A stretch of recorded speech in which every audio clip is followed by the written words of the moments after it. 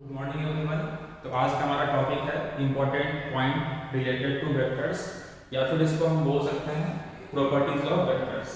ठीक है, या फिर इसको हम बोल सकते हैं प्रॉपर्टीज ऑफ वेक्टर्स। ठीक, तो पहला हमारा पॉइंट क्या है?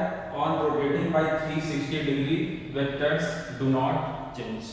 Okay, on rotating by 360 degree vectors do not change. ठीक है, तो इसका मतलब समझते हैं कि अगर किसी वेक्टर को हम 360 डिग्री से रोटेट कर देते हैं तो उसमें कोई चेंज नहीं आता। ठीक है ना, अगर किसी वेक्टर को हम 360 डिग्री से, चाहे वो क्लॉकवाइज हो चाहे वो एंटी क्लॉकवाइज हो, उसको रोटेट कर देते हैं तो उसमें कोई चेंज नहीं आता। ठीक है ना, तो पहले तो देखते हैं कि वेक्टर्स के क्या क्या पैरामीटर होते हैं। वेक्टर्स के क्या क्या पैरामीटर होते हैं। ठीक है, तो वेक्टर का फर्स्ट पैरामीटर क्या होता है? उसके पास एक मैग्नीट्यूड होता है।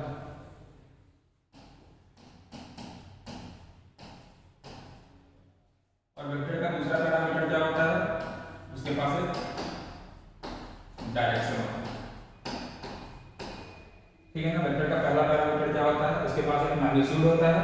और वेक्टर का दूसरा पैरामीटर क्या होता है? उसके पास एक डायरेक्शन होता है। ठीक है, तो यहाँ पर लिखा है कि वेक्टर को जब हम 360 डिग्री से रोटेट करते हैं तो उसमें कोई चेंज नहीं आता। पहले तो देखते हैं कि चेंज का मतलब क्या होता है।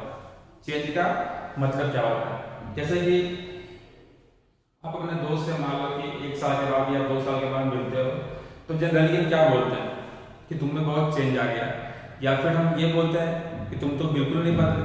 ठीक है ना, तो जब हम ये स्टेटमेंट देते हैं कि तुम में कुछ चेंज आ गया तो हम ऐसे तो नहीं दे देते ना कि तुम में कुछ चेंज आ गया। हम कुछ पैरामीटर्स को जज करते हैं और फिर हम बोलते हैं कि हाँ तुम में कुछ चेंज आ गया। ठीक है ना, जैसे अगर किसी आदमी की बात करें, तुम किसी आदमी से बहुत दिन के बाद मिल रहे हो तो जनरली क्या होता है? हम उसका फेस का कलर देखते हैं, उसका हाइट देखते हैं, उसका वेट देखते हैं, उसका हेयर कलर देखते हैं, और ये सब देखने के बाद हम मन में जज करते हैं कि हाँ हमने कुछ पैरामीटर सेट किए, इसका हाइट, इसका वेट, इसका फेस कलर, इसका हेयर कलर। ठीक है ना, ये सब पैरामीटर्स अपने दिमाग में सेट कर लेते हैं। अब जरूरी नहीं है कि जो ये पैरामीटर हर आदमी के लिए सेम ही हो, अलग अलग आदमी के लिए अलग अलग पैरामीटर्स हो सकता है। अलग अलग ऑब्जर्वर के लिए वो आप पे डिपेंड करता है कि आपने सामने वाले को जज करने के लिए किस किस पैरामीटर को सेट किया। मान लो कि मैंने हाइट को सेट किया और वेट को सेट किया। ठीक है ना, फिर हम क्या जज करते हैं कि हाँ इस आदमी के हाइट और वेट में पहले से जब हमने इसको देखा था तब से कुछ चेंज आया है कि नहीं। इस आदमी के हाइट और वेट में पहले से जब हमने इनको देखा था तब से कुछ चेंज आया है कि नहीं। अगर इसमें कुछ चेंज आता है तो हम बोलते हैं कि हाँ भाई तुम बदल गए। और अगर कुछ चेंज नहीं आता है उन पैरामीटर्स में, हो सकता है कि जो बाकी पैरामीटर्स में चेंज आएगा, लेकिन जो पैरामीटर्स हमने सेट किए हैं उनमें कुछ चेंज नहीं आता है तो हम बोलते हैं कि हाँ तुम नहीं बदले। यही होता है चेंज का मतलब। ठीक है, अब यहाँ पे हम वेक्टर के चेंज की बात कर रहे हैं। तो वेक्टर के कितने पैरामीटर होते हैं? वेक्टर के 2 पैरामीटर होते हैं। कौन कौन सा? एक उसका मैग्नीट्यूड होता है और दूसरा उसका डायरेक्शन होता है। ठीक है ना, एक उसका मैग्नीट्यूड होता है और दूसरा उसका डायरेक्शन होता है। तो अगर हम वेक्टर को रिप्रेजेंट करें, अगर हम वेक्टर को वेक्टर रिप्रेजेंटेशन से रिप्रेजेंट करें तो हम कैसे रिप्रेजेंट करते थे? पहले हम एक लाइन ड्रॉ करते थे।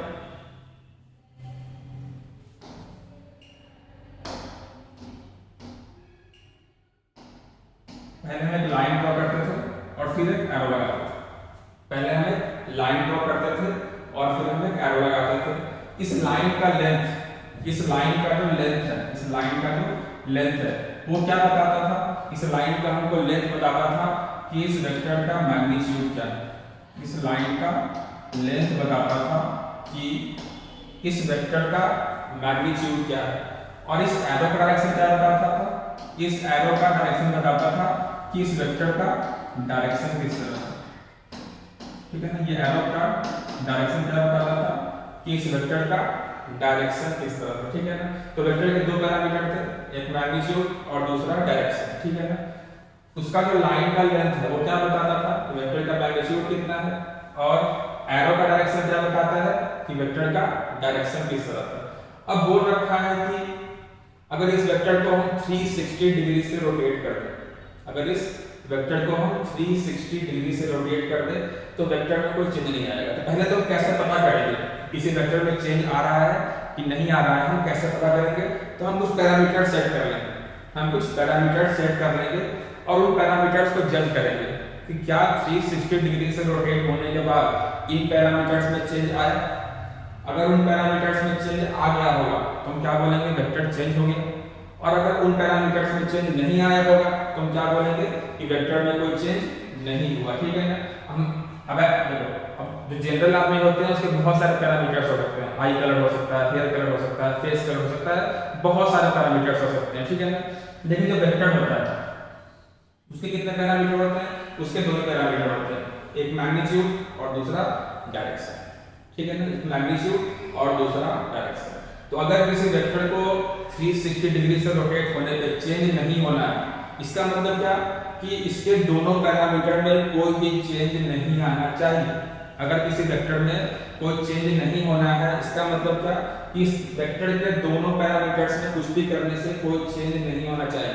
और यहाँ क्या हो रखा है कि 360 डिग्री से रोटेट करने पे वेक्टर में चेंज नहीं आता। इसका मतलब क्या कि किसी वेक्टर को हम 360 से रोटेट करते हैं, इसका जो दोनों पैरामीटर्स है मैग्नीट्यूड एंड डायरेक्शन, इनमें कोई चेंज नहीं आया होगा।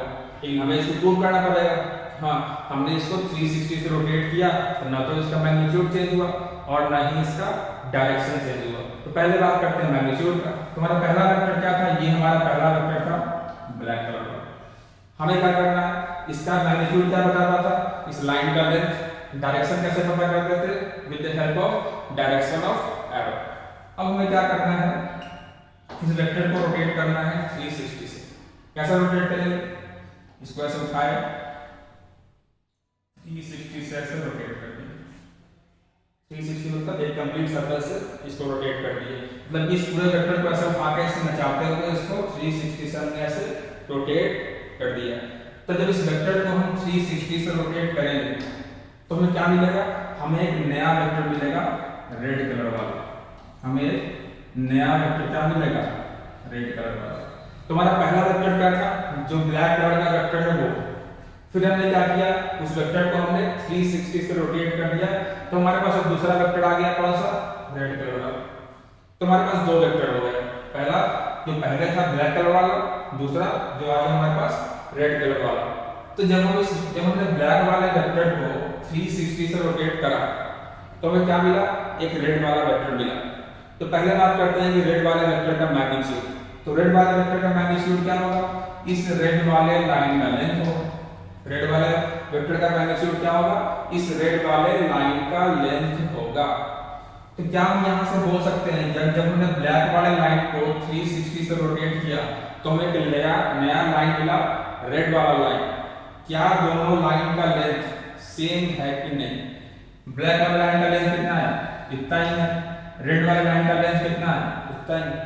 क्या इसको 360 से रोटेट करने पे इस वाले लाइन के लेंथ में कोई चेंज आया, बिल्कुल नहीं आया। पहले भी इस लाइन का लेंथ इतना ही था और बाद में भी इस लाइन का लेंथ इतना ही है। मतलब क्या 360 से रोटेट करने पे इस लाइन के लेंथ में कोई चेंज नहीं आया। तो अगर 360 से रोटेट करने पे इस लाइन के लेंथ में कोई चेंज नहीं आ रहा है तो क्या बोल सकते हैं कि वेक्टर के मैग्नीट्यूड में कोई भी चेंज नहीं आया।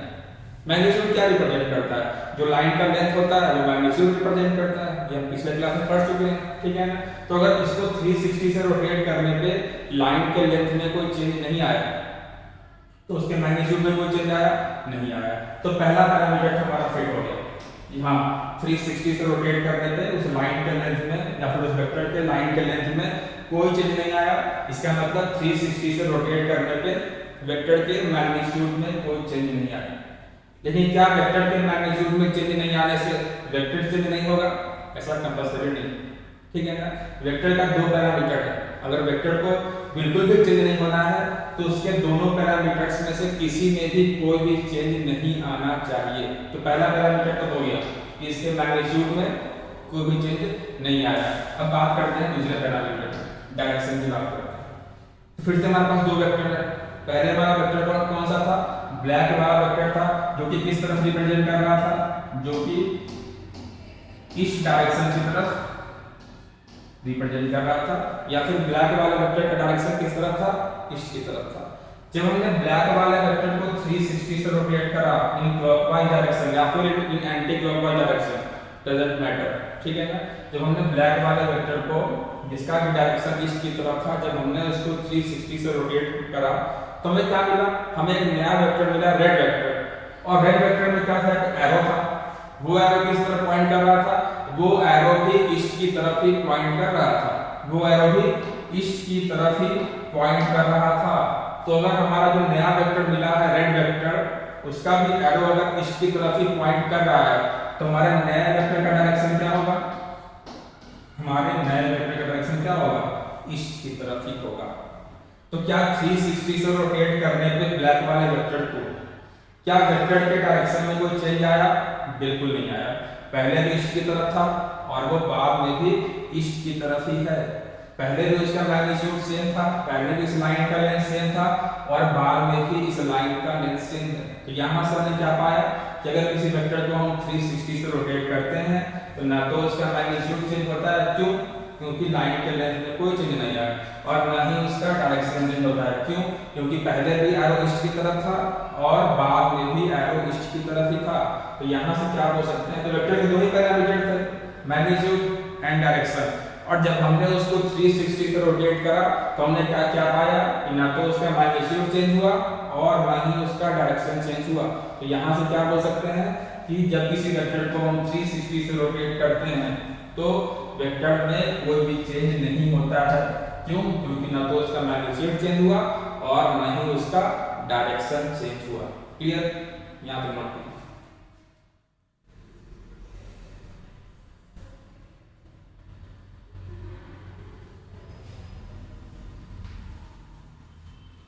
ठीक है, अब दूसरा पॉइंट क्या है, a vector can shift parallel to itself, a vector can shift parallel to itself. इस पॉइंट का क्या मतलब वो समझते हैं, देखिए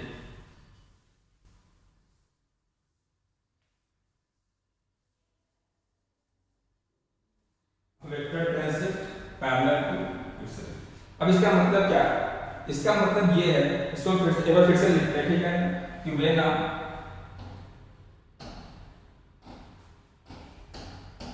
vector is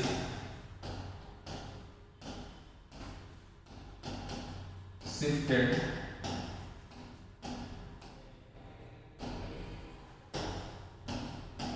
parallel to itself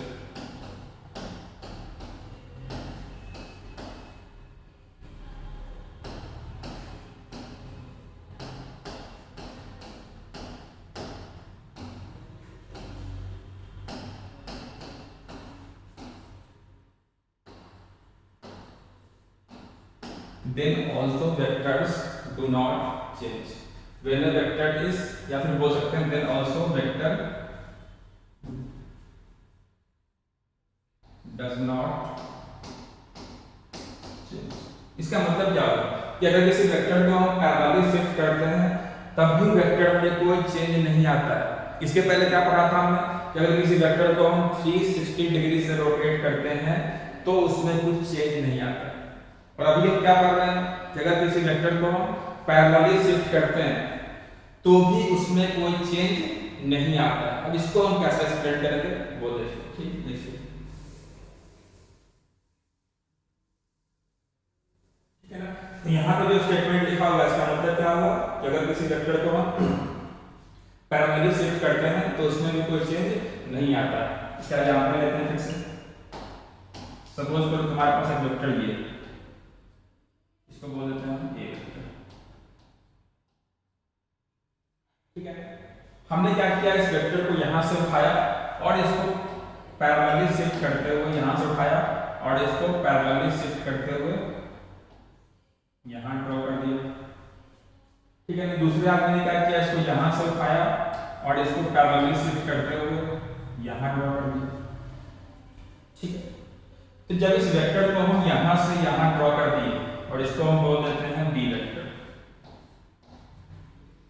ठीक है। जब इस वेक्टर को हम यहां से यहां उठा के पैरेलली शिफ्ट कर दिए विदाउट चेंजिंग इट्स लेंथ, जब इस वेक्टर को हम यहां से उठा के यहां पे पैरेलली शिफ्ट कर दिए विदाउट चेंजिंग इट्स लेंथ, तो क्या इस ए वेक्टर में कोई चेंज आया या फिर नहीं आया, ठीक है। जब इस वेक्टर को उठा के हम यहां से यहां शिफ्ट कर दिए विदाउट चेंजिंग इट्स लेंथ, तो क्या इस ए वेक्टर में कोई चेंज आया या फिर नहीं आया, ये हमको बताना है, ठीक है ना। हमने क्या पढ़ा था कि अगर किसी भी चीज में हमें चेंज देखना होता है, पहला चीज क्या करना है हमको, पैरामीटर फिक्स करना है कि किस किस पैरामीटर पे हम उस चीज के चेंज को जज कर सकते हैं, ठीक है। तो जैसा कि आपको पता है वेक्टर के कितने पैरामीटर होते हैं, वेक्टर के 2 ही पैरामीटर होते हैं। फर्स्ट वन इज मैग्नीट्यूड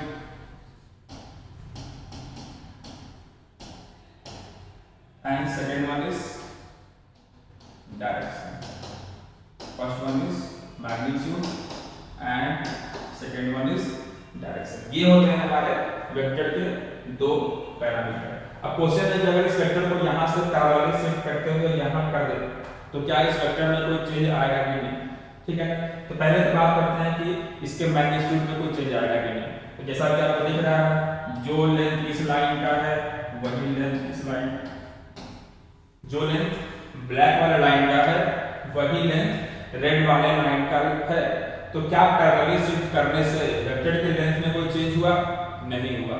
जो लेंथ ब्लैक वाले लाइन का है वही लेंथ ऑरेंज वाले या रेड वाले लाइन का भी है, ठीक है ना। तो पैरेलली शिफ्ट करने से क्या वेक्टर के लेंथ में कोई चेंज हुआ, नहीं हुआ। तो क्या हम बोल सकते हैं कि अगर वेक्टर के लेंथ में चेंज नहीं हुआ तो क्या उसके मैग्नीट्यूड में चेंज हुआ, नहीं हुआ, ठीक है ना। तो एक बात तो कंफर्म हो गया कि वेक्टर को जब पैरेलली शिफ्ट करते हैं तो उसका मैग्नीट्यूड चेंज नहीं होता, ठीक है ना। लेकिन क्या ये सफिशिएंट है ये स्टेटमेंट देने के लिए कि वेक्टर में चेंज नहीं हुआ, नहीं है। हमें क्या देखना पड़ेगा, हमें डायरेक्शन को भी देखना पड़ेगा। हम पहले ही पढ़ चुके हैं कि अगर वेक्टर में चेंज को देखना है तो उसके दोनों पैरामीटर को जज करना है। जब दोनों पैरामीटर में चेंज नहीं आएगा तभी वहां से हम बोल सकते हैं कि वेक्टर में कोई चेंज नहीं आया, ठीक है ना।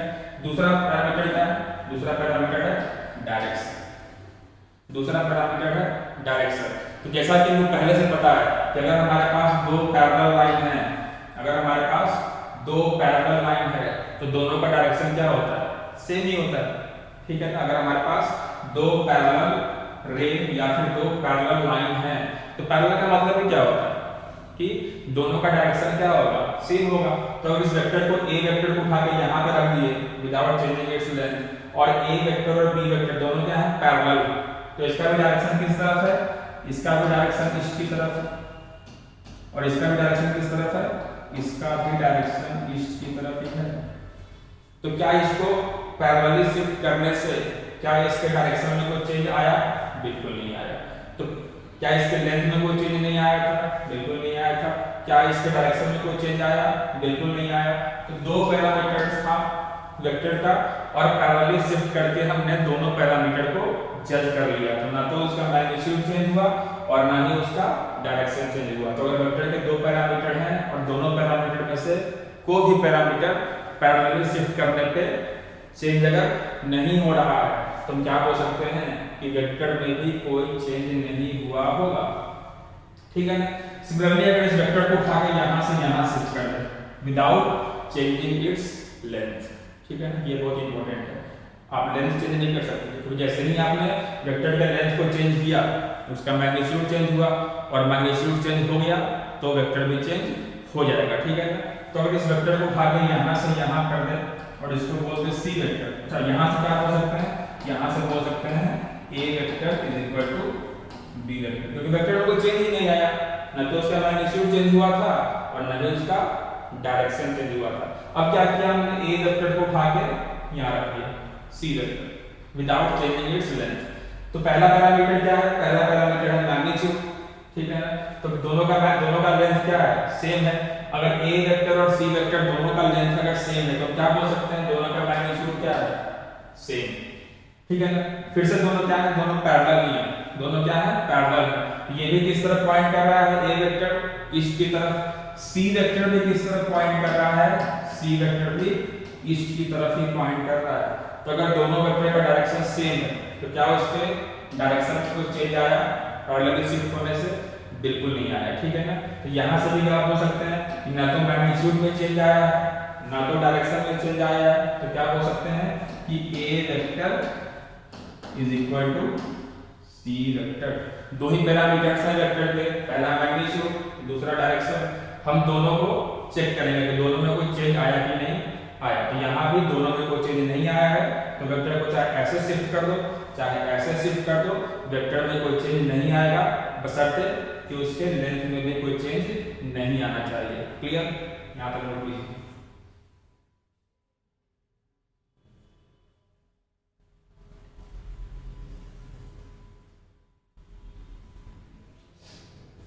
अब देखिए, अब ऐसा कंपल्सरी नहीं है कि हमेशा वेक्टर को हम ऊपर से नीचे ही शिफ्ट कर सकते हैं या साइड बाय साइड भी शिफ्ट कर सकते हैं, ऐसा कोई कंपल्सन नहीं है। ठीक है, हम कहीं से भी कहीं भी शिफ्ट कर सकते हैं। ठीक है ना, हम वेक्टर को इस पूरे स्पेस में हम कहीं से भी कहीं शिफ्ट कर सकते हैं, चाहे वो इन द प्लेन हो चाहे वो आउट ऑफ द प्लेन हो। प्लेन का भी कोई फर्क नहीं होता। सोच लो कितना इंपॉर्टेंट चीज है कि हम एक वेक्टर को उठा के दूसरे प्लेन में ले जा रहे हैं, तभी कुछ चेंज नहीं हो रहा है। ठीक है ना, तो मान लो ये वेक्टर यहां पे ऐसे ड्रॉ किया होगा x ए वेक्टर। ठीक, हम गए एक वेक्टर यहां ड्रॉ और इसका लेंथ मान लेते हैं, ये वेक्टर मान लो 5 मीटर का फोर्स है ये वेक्टर और लेंथ किस तरफ है, लेंथ है नॉर्थ ईस्ट की तरफ। ठीक है ना, और हम गए और हम बोर्ड के इस कॉर्नर पे एक और वेक्टर ऐसे ड्रॉ कर दिए बी वेक्टर। बी वेक्टर का मैग्नीट्यूड क्या था, मान लेते हैं फोर्स था, उसका मैग्नीट्यूड क्या था 5 न्यूटन। डायरेक्शन किस तरफ था, नॉर्थ ईस्ट की तरफ। ठीक है ना, तो हमने क्या किया, ए वेक्टर को यहां से शिफ्ट करके यहां बना दिया। पहले हमने ए वेक्टर यहां बनाया था, इसको उठाया यहां शिफ्ट करके यहां बना दिया। ठीक है ना, तो क्या ए वेक्टर में कोई चेंज आया, तो हम कैसे चेक करेंगे चेंज आया कि नहीं। हम दो चीज को चेक करेंगे, पहला मैग्नीट्यूड और दूसरा डायरेक्शन। इसका मैग्नीट्यूड क्या है 5 न्यूटन, इसका मैग्नीट्यूड क्या है 5 न्यूटन, इसका भी डायरेक्शन क्या है नॉर्थ ईस्ट, उसका भी डायरेक्शन क्या है नॉर्थ ईस्ट। तो यहां से क्या बोल सकते हैं, यहां से बोलते हैं फिर से A vector is equal to B vector. ठीक है, तो वेक्टर को कहीं से भी लेके कहीं भी उठा के रख दो, अगर उसका मैग्नीट्यूड और उसका डायरेक्शन में कोई चेंज नहीं आया तो वेक्टर में कोई भी चेंज नहीं आएगा। इस बात का हम बहुत फायदा उठाएंगे जब हम सीखेंगे ना find the angle between two vectors, तो वहां पे ये बहुत इंपॉर्टेंट होगा। मतलब इसके बिना आपका एंगल निकालना बहुत मुश्किल हो जाएगा, लेकिन ये बहुत अच्छी चीज है कि आप वेक्टर को कहीं से भी कहीं शिफ्ट कर सकते हैं। अगर वेक्टर यहाँ पे ऐसा बना हुआ है 5 न्यूटन का फोर्स है इसकी तरफ, इसको यहाँ ड्रॉ करो, कोई दिक्कत नहीं, बस इसका लेंथ नहीं चेंज होना चाहिए और डायरेक्शन में चेंज नहीं ही हो रहा है। ठीक है ना, तो बहुत इंपॉर्टेंट है। सब वेक्टर का सबसे अच्छा बात यही है, अगर वेक्टर को शिफ्ट नहीं कर सकते ना तो वेक्टर को पढ़ना बहुत टफ हो जाता है। ठीक है ना, लेकिन अच्छी बात क्या है कि एक वेक्टर को हम कहीं से भी उठा के कहीं पे भी रख सकते हैं, ये सबसे अच्छी बात है वेक्टर। ठीक है ना, अब मान लो कि क्या हम इस वेक्टर को आउट ऑफ प्लेन बना सकते हैं, ये एक वेक्टर बोर्ड के प्लेन में है, हम इसको उठा के यहाँ बना सकते हैं, क्या उसमें कोई चेंज आ जाएगा। तो एग्जांपल देखते हैं, सपोज करो ये हमारे पास क्या है मार्कर है। ठीक है ना, इसको एक वेक्टर मान लेते हैं, एक वेक्टर ऐसा ऐसा वेक्टर ऐसा वेक्टर यहाँ ऐसा वेक्टर इस बोर्ड के प्लेन में ऐसा वेक्टर। ठीक है ना, वेक्टर है तो इसके पास एक मैग्नीट्यूड होगा और इसके पास अपना एक डायरेक्शन होगा। ठीक है, तो इस मार्कर का जो लेंथ होगा, इस मार्कर का जो लेंथ होगा, ठीक है ना, वो क्या रिप्रेजेंट करेगा, वो रिप्रेजेंट करेगा इस वेक्टर का मैग्नीट्यूड। इस मार्कर का जो लेंथ है वो क्या रिप्रेजेंट करेगा, वो रिप्रेजेंट करेगा इस वेक्टर का मैग्नीट्यूड। और इस मार्कर का जो निब है, निब वो जिस तरफ पॉइंट करेगा, इस मार्कर का जो निब है वो जिस तरफ पॉइंट करेगा, एरो बोल सकते हैं, जैसे वेक्टर में एरो था उसी तरह मार्कर में क्या है निब है, तो ये निब जिस तरफ पॉइंट करेगा उसको हम क्या बोलेंगे, उसको हम बोलेंगे वेक्टर का डायरेक्शन। ठीक है ना, वेक्टर के दो पैरामीटर थे, एक उसका लेंथ जो कि इस वेक्टर के क्या मैग्नीट्यूड को रिप्रेजेंट करेगा और दूसरा इस निब का डायरेक्शन जो कि इस वेक्टर के डायरेक्शन को रिप्रेजेंट करेगा। तो एक आदमी ने वेक्टर को इस वेक्टर को इसको बोल देते हैं मार्कर वेक्टर, इसको बोल देते हैं मार्कर वेक्टर। ठीक है ना, सपोज करो ये marker vector in the plane of the board था, हमने उसको उठाया और ऐसे कर दिया, हमने इसको उठा के कैसे कर दिया, ऐसे कर दिया, ऐसा था मार्कर ऐसे कर दिया। पहले इसका लेंथ क्या था, मान लेते हैं नॉर्थ ईस्ट था, हमने इसको ऐसे कर दिया। पहले इसका मार्कर यहाँ पे था और इसको यहाँ पे कर दिया, जब इस मार्कर को उठा के मार्कर वेक्टर को उठा के यहाँ से यहाँ लाए तो क्वेश्चन ये है कि क्या इस मार्कर वेक्टर में कोई चेंज हुआ कि नहीं हुआ, कि दोनों वेक्टर सेम ही था। ठीक है ना, तो पहले क्या था, मार्कर यहाँ पे था, इसका मैग्नीट्यूड क्या था, मार्कर का लेंथ, डायरेक्शन क्या था, नॉर्थ ईस्ट की तरफ था। अब इस अगर मार्कर को यहाँ से यहाँ लाते हैं तो क्या इसके मैग्नीट्यूड में कोई चेंज हुआ, नहीं हुआ, क्योंकि वहां जितना मार्कर का लेंथ था यहाँ भी उतना ही मार्कर का लेंथ आ रहा है समझ में, वहां जितना मार्कर का लेंथ था यहाँ भी मार्कर का लेंथ उतना ही है। ठीक है ना, तो एक बात, जो पहला पैरामीटर था मैग्नीट्यूड, उसमें तो कोई चेंज नहीं आया। दूसरा पैरामीटर क्या था, यहाँ पे जो मार्कर वेक्टर था उसका डायरेक्शन किस तरफ था, उसका डायरेक्शन था ईस्ट की तरफ, सॉरी नॉर्थ ईस्ट की तरफ। ठीक है ना, उसका डायरेक्शन किस तरफ था, नॉर्थ ईस्ट की तरफ था। जब इसको उठा के हम यहाँ से यहाँ ले आए तो क्या वेक्टर के डायरेक्शन में कोई चेंज हुआ, क्या इस मार्कर के डायरेक्शन में कोई चेंज हुआ, क्या इस मार्कर वेक्टर के डायरेक्शन में कोई चेंज हुआ, नहीं हुआ। यहाँ भी वो नॉर्थ ईस्ट की तरफ था और वो यहाँ भी नॉर्थ ईस्ट की तरफ ही है। तो दो पैरामीटर थे वेक्टर, इस वाले वेक्टर, पहला मैग्नीट्यूड जो कि इसके लेंथ को रिप्रेजेंट कर रहा था, दूसरा डायरेक्शन जो कि नॉर्थ ईस्ट की तरफ था। जब इस मार्कर वेक्टर को उठा के हम यहाँ से यहाँ कर दिए तो क्या इसके लेंथ में कोई चेंज हुआ, नहीं हुआ। अगर लेंथ में चेंज नहीं हुआ तो मैग्नीट्यूड भी चेंज नहीं हुआ। दूसरा पैरामीटर डायरेक्शन, यहाँ भी नॉर्थ ईस्ट की तरफ था और यहाँ भी वो नॉर्थ ईस्ट की तरफ ही है। यहाँ भी क्या दोनों वेक्टर सेम है कि अलग अलग है, दोनों वेक्टर सेम है। इसका मतलब क्या, इस वेक्टर को उठा के अगर यहाँ भी रख देंगे तो क्या इस वेक्टर में कोई चेंज आएगा, नहीं। तो चाहे तो वेक्टर को यहाँ ड्रॉ करो चाहे यहाँ ड्रॉ करो, कोई चेंज आया नहीं, क्योंकि ना तो इसका मैग्नीट्यूड चेंज हुआ जो कि लेंथ ऑफ मार्कर है और ना तो इसका डायरेक्शन चेंज हुआ। तो पहले क्या कर रहे थे, इन द प्लेन हम किसी वेक्टर को ऐसे शिफ्ट कर रहे हैं। अब क्या कर रहे हैं, आउट ऑफ द प्लेन भी अगर वेक्टर को शिफ्ट करते हैं ना तभी भी वेक्टर में कोई चेंज नहीं आता है, बशर्ते उसका मैग्नीट्यूड चेंज नहीं होना चाहिए और उसका डायरेक्शन चेंज नहीं होना चाहिए। क्लियर है, तो यहाँ पर नोट कीजिए।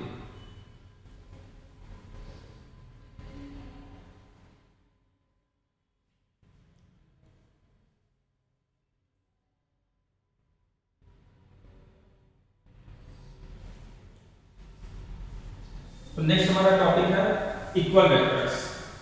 नेक्स्ट हमारा टॉपिक है इक्वल वेक्टर्स। इक्वल वेक्टर्स बहुत इंपॉर्टेंट टॉपिक, इसके बारे में पढ़ चुके हैं, ज्यादा उसमें कुछ डिफरेंट नहीं पढ़ना है। व्हाट आर इक्वल वेक्टर्स, दो वेक्टर को हम कब बोलेंगे कि दोनों वेक्टर इक्वल है और कब बोलेंगे कि दोनों वेक्टर इक्वल नहीं है। ठीक है ना, तो डेफिनेशन लिखते हैं पहले।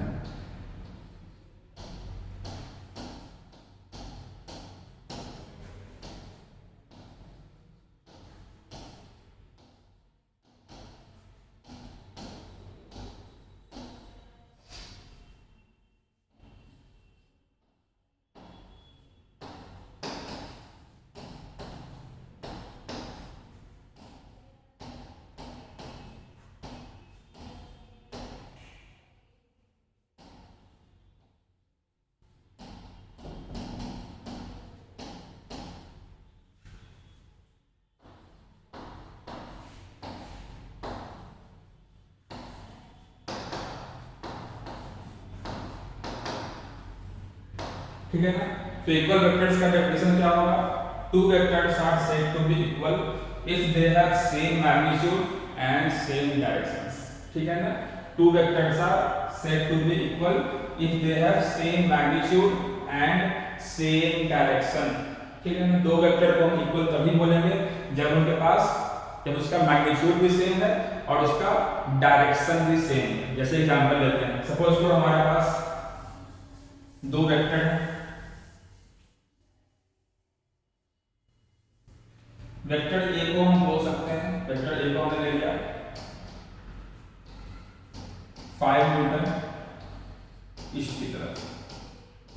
तो फिर ऐसे में ले सकते हैं हमारे पास एक फोर्स वेक्टर है F1 और वो किस तरफ है, 5 न्यूटन का फोर्स है, किस तरफ है, ईस्ट की तरफ। ठीक है ना, और हमारे पास एक दूसरा फोर्स भी है, F2 फोर्स ले लेते हैं, ये मान लेते हैं 5 न्यूटन का फोर्स है वेस्ट की तरफ। और आपसे पूछा जाएगा कि क्या फोर्स 1 एंड फोर्स 2 F1 और F2 ये दोनों जो वेक्टर हैं वो सेम है या फिर अलग अलग, वो इक्वल है या फिर वो अनइक्वल, ठीक है। तो आप कैसे बताओगे, तुम कैसे पता करेंगे दो वेक्टर इक्वल है कि नहीं। हमें दो चीजों को कंपेयर करना है, पहला मैग्नीट्यूड और दूसरा डायरेक्शन। पहले वेक्टर का मैग्नीट्यूड कितना है 5 न्यूटन, दूसरे वेक्टर का मैग्नीट्यूड कितना है 5 न्यूटन। तो जो मैग्नीट्यूड वाला पार्ट है, जो मैग्नीट्यूड वाला पार्ट है उसमें तो कोई दिक्कत नहीं है, दोनों का मैग्नीट्यूड सेम है। लेकिन क्या सिर्फ मैग्नीट्यूड सेम होने से दो वेक्टर सेम हो सकते हैं? नहीं। जैसा कि हमने डेफिनेशन में पढ़ा है कि अगर दो वेक्टर को सेम होना है तो उसका मैग्नीट्यूड भी सेम होना चाहिए और साथ ही साथ उसका डायरेक्शन भी सेम होना चाहिए, ठीक है ना। उसका मैग्नीट्यूड भी सेम होना चाहिए और साथ ही साथ उसका डायरेक्शन भी सेम होना चाहिए। तो इस केस में क्या है, मैग्नीट्यूड तो सेम है। अब बात करते हैं डायरेक्शन की। इसका डायरेक्शन किस तरफ है, टुवर्ड्स ईस्ट। इसका डायरेक्शन किस तरफ है, टुवर्ड्स वेस्ट। तो भले ही दोनों वेक्टर का मैग्नीट्यूड सेम है, लेकिन क्या दोनों वेक्टर का डायरेक्शन सेम है? नहीं, दोनों वेक्टर का डायरेक्शन क्या है, अलग अलग, ठीक है ना। तो अगर इसको यहां से साफ साफ दिख रहा है कि क्या दोनों वेक्टर इक्वल है, दोनों वेक्टर इक्वल नहीं है क्योंकि उनका मैग्नीट्यूड सेम है और डायरेक्शन क्या है, अलग अलग। इसको हम ऐसे भी समझ सकते हैं कि हम क्या करेंगे, दोनों वेक्टर को रिप्रेजेंट करेंगे। हमने पढ़ा था वेक्टर रिप्रेजेंटेशन, किसी भी वेक्टर को हम कैसे रिप्रेजेंट करते हैं, ठीक है ना। तो हम क्या करते हैं, दोनों वेक्टर को रिप्रेजेंट करके देखते हैं। वहां से भी हमको साफ साफ क्लियर हो जाएगा कि दोनों वेक्टर क्या हैं, सेम नहीं है, ठीक है ना। जैसे पहला वेक्टर है 5 न्यूटन ईस्ट। अब वेक्टर रिप्रेजेंटेशन में क्या देखा था हम कि वेक्टर को रिप्रेजेंट करने के लिए पहले एक लाइन ड्रॉ करते हैं। वो लाइन क्या बताता है कि वेक्टर का मैग्नीट्यूड क्या है, उस लाइन का लेंथ क्या बताता है कि वेक्टर का मैग्नीट्यूड क्या है। फिर हम क्या ड्रॉ करते हैं, एक एरो ड्रॉ करते हैं। वो एरो क्या बताता है कि वेक्टर का डायरेक्शन किस तरफ है। जैसे आपको मैंने बताया भी था कि लाइन के लेंथ को लेके ज्यादा लोड नहीं लेना है, थोड़ा मोड़ा आगे पीछे भी हो जाएगा, इट्स ओके। लेकिन जो डायरेक्शन वाला पार्ट है उसमें थोड़ा भी एरर नहीं होना चाहिए। तो यहाँ मैग्नीट्यूड क्या है 5 न्यूटन, डायरेक्शन क्या है टुवर्ड्स ईस्ट। हम कैसे ड्रॉ करेंगे, एक लाइन जो कि बताएगा कि फोर्स का मैग्नीट्यूड कितना है 5 न्यूटन और एक direction towards the direction of vector. तो ये हो गया 5 न्यूटन और डायरेक्शन किस तरफ है, टुवर्ड्स ईस्ट। तो ये हमारा हो गया F1 वेक्टर का रिप्रेजेंटेशन। अब दूसरा है कि F2 वेक्टर को कैसे रिप्रेजेंट करें, ठीक है। तो कैसे रिप्रेजेंट करें, पहले लाइन ड्रॉ करेंगे। लाइन ड्रॉ करेंगे कितने का, 5 न्यूटन का लाइन। ये क्या रिप्रेजेंट करेगा, वेक्टर का मैग्नीट्यूड। मैं आपको बता रखा हूं कि लाइन के लेंथ को लेकर ज्यादा दुखी नहीं होना है, ठीक है ना। लाइन का लेंथ चलेगा लेकिन डायरेक्शन वाले पार्ट को अच्छे से करना है, ठीक है। डायरेक्शन किस तरफ है, टुवर्ड्स वेस्ट, 5 न्यूटन। ये हमारा क्या हो गया F2, ठीक है ना। जब भी किसी वेक्टर क्वांटिटी को लिखेंगे तो ऊपर में क्या लगाएंगे, एक एरो का साइन लगाएंगे। ये एरो साइन क्या बताता है कि इसके नीचे जो क्वांटिटी लिखा है वो क्या है, वेक्टर क्वांटिटी है। इसका मतलब ये नहीं कि अगर ये वाला वेक्टर वेस्ट की तरफ है तो ये वाला एरो वेस्ट की तरफ होगा, नहीं। अगर कोई वेक्टर क्वांटिटी A है तो उसके ऊपर ऐसे एरो लगा देना। इसका साइन चाहे किधर भी हो, लेफ्ट हो, राइट हो, ईस्ट हो, वेस्ट हो, नॉर्थ हो, साउथ हो, एरो हमेशा राइट की तरफ ही लगेगा। ये बस क्या बताता है कि A क्वांटिटी कैसा है, वेक्टर क्वांटिटी। जैसे अगर हम बोलते हैं फोर्स, तो आपको पता है कि वेक्टर क्वांटिटी है, लेकिन एग्जाम में अगर दे दिया, सपोज दे रहे फिजिकल क्वांटिटी A, तो वहां आप कैसे जज करोगे कि A क्वांटिटी वेक्टर है कि नहीं है। तो उसके लिए आपको एग्जाम में एक एरो बना दिया रहेगा जिससे कि आपको जज कर लेना है कि A ये वेक्टर क्वांटिटी। जैसे कि अगर हम लिखते हैं मास कितना लिखते हैं 50 kg मास, तो मास क्या ऊपर एरो लगाएंगे, नहीं लगाएंगे। क्यों, क्योंकि मास का कोई डायरेक्शन नहीं होता है, mass is just scalar quantity. तो जब भी किसी वेक्टर क्वांटिटी को रिप्रेजेंट करेंगे किसी भी लेटर से, चाहे वो एक्सेलरेशन का A हो, वेलोसिटी का V हो, डिस्प्लेसमेंट का S हो, फोर्स का F हो, सबके ऊपर क्या लगाएंगे, एरो लगाएंगे। लेकिन मान लो हमने स्केलर क्वांटिटी लिखा, टेंपरेचर, एरो लगाएंगे नहीं, एनर्जी एरो लगाएंगे नहीं, ठीक है। तो हम यहाँ क्या कर रहे थे कि कैसे पता करेंगे कि दो वेक्टर इक्वल है कि नहीं। तो एक तो इसका मैग्नीट्यूड देखेंगे, डायरेक्शन देखेंगे, वहां से पता लग गया ये ईस्ट की तरफ है, वेस्ट की तरफ है, सेम नहीं। या फिर इसको हम वेक्टर से रिप्रेजेंट करेंगे, ठीक है। पहला रिप्रेजेंटेशन ये वाला है, दूसरा रिप्रेजेंटेशन, ये वाला साफ साफ दिख रहा है, क्या दोनों वेक्टर सेम है? नहीं है, एक ईस्ट की तरफ पॉइंट कर रहा है, दूसरा वेस्ट की तरफ पॉइंट कर रहा है। ठीक है, तो इस तरह से पता कर सकते हैं कि दो वेक्टर इक्वल हैं कि नहीं। ठीक है, तो आगे के लेक्चर में हम आगे का टॉपिक कंटिन्यू करेंगे। Thank you to all of you.